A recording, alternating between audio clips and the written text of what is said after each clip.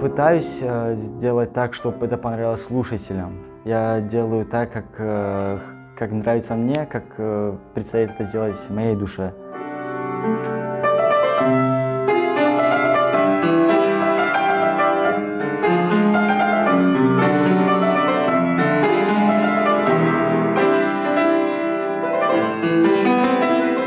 Было ужасно. Вообще, когда я пришел домой, я сразу лег спать, потому что мне не хотелось ни о чем говорить, ни с кем ни о чем говорить. Первые 5 дней я думал, что я сыграл хуже всех, но это самовнушение было у меня, сыграл не так.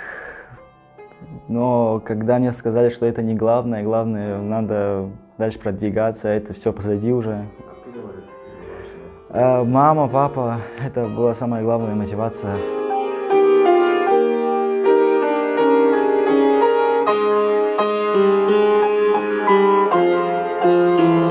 Там меня судят не профессионалы, это с Америки, с самой Австрии, с России там меня судили. Это для меня имеет большое значение.